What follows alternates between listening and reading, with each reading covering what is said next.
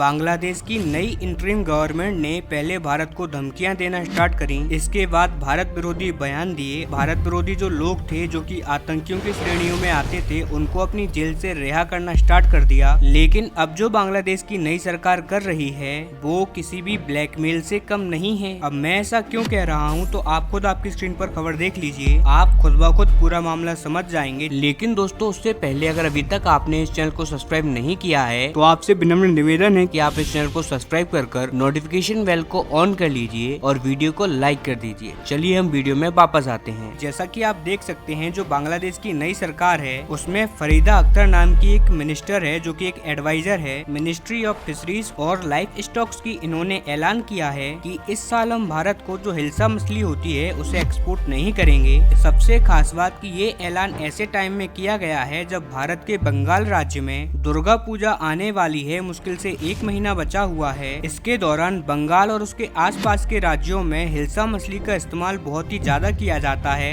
ये वहाँ के कल्चर का एक बहुत ही ज्यादा बड़ा हिस्सा है। ऐसे में मछली का ना पहुँचना वहाँ पर कमी पैदा करेगा और इसकी वजह से इसके दाम आसमान छुएंगे, जिससे कि आम लोगों पर बहुत ज्यादा बुरा असर पड़ेगा। और इसीलिए सवाल उठ रहे हैं कि ऐसे में जब भारत को इसकी सबसे ज्यादा जरूरत है, ऐसे में बांग्लादेश इसके एक्सपोर्ट पर बैन क्यों लगा रहा है। तो देखिए इसके दो कारण बताए जा रहे हैं, एक तो ऑफिशियली और एक अनऑफिशियली। ऑफिशियल कारण बांग्लादेश ने ये कहा है कि पहले तो हम अपनी जरूरतों को पूरा करेंगे, हमारे यहाँ पर भी हिल्सा मछलियों की कमी है। ऐसे में पहले हम अपने लोगों को उपलब्ध करवाएंगे, बाद में हम भारत को भी बेच देंगे। लेकिन अनऑफिशियली कारण है इसका भारत को ब्लैकमेल करने का। दरअसल कुछ हफ्तों से बांग्लादेश की जो इंटरिम गवर्नमेंट है वह भारत के सामने लगातार तीस्ता जल समझौते को उठा रही है और भारत को कह रही है कि आप जल्दी से जल्दी इस समझौते को साइन करो और हमारी सारी मांगों को मान लो। बल्कि भारत अभी इस समझौते को नहीं करना चाहता क्योंकि ये भारत के हाथ में एक बड़ा तुरुप का इक्का है। अगर कल को बांग्लादेश के अंदर एक ऐसी सरकार आती है जो कि बहुत ज्यादा भारत विरोधी है, तब भारत अपने इस तुरुप के इक्के का इस्तेमाल करेगा उस सरकार को लाइन पर लाने के लिए। ऐसे में भारत अपने इस तुरुप के इक्के को अभी गंवाना नहीं चाहता, लेकिन बांग्लादेश की गवर्नमेंट हर हाल में इसे अभी साइन करवाना चाहती है।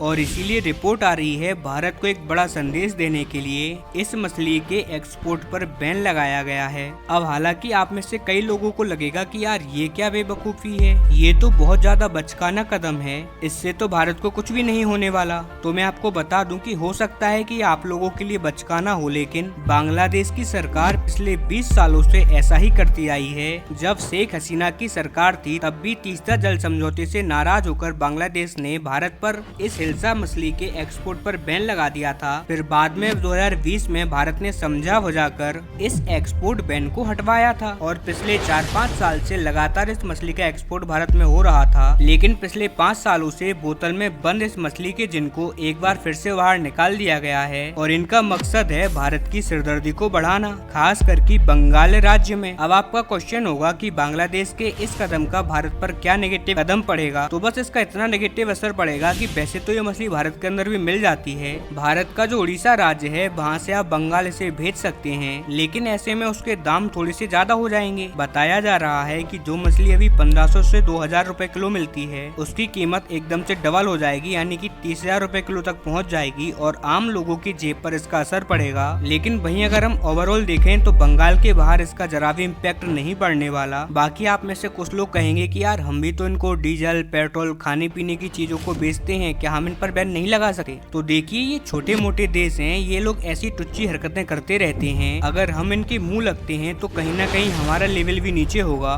बेटर है कि हम इनके मुंह ना लगें और अपने लोगों के लिए कहीं और से मछलियों का जुगाड़ कर खास करके म्यांमार से, जहाँ पर की बड़ी आसानी से ये मछली उपलब्ध है, वहाँ से हम जुगाड़ करके अपना काम चला लेना चाहिए। जब वहाँ पर एक प्रॉपर गवर्नमेंट आ जाएगी उस गवर्नमेंट का रुख चेक कर कि वो भारत विरोधी है या भारत समर्थक है या फिर भारत के साथ समझौता करना चाहती है, उसके बाद हम अपने पत्ते खोलें। फिलहाल अभी ये इंटरिम गवर्नमेंट है, बस 2-4 दिनों की सरकार है। इसके बाद आपको पता भी नहीं लगेगा कि कौन मोहम्मद यूनिस था, कौन फरीदा अख्तर। इनके पत्ते एकदम साफ हैं। ये लोग बस फिलहाल भारत के खिलाफ कुछ ना कुछ करके बस अपने नंबर बढ़वाना चाहते हैं। इसके अलावा कोई भी दूसरी बात यहाँ पर नहीं है। हालांकि आपके थॉट्स कुछ डिफरेंट हो सकते, तो आप आपके विचार कमेंट में जरूर बताएं।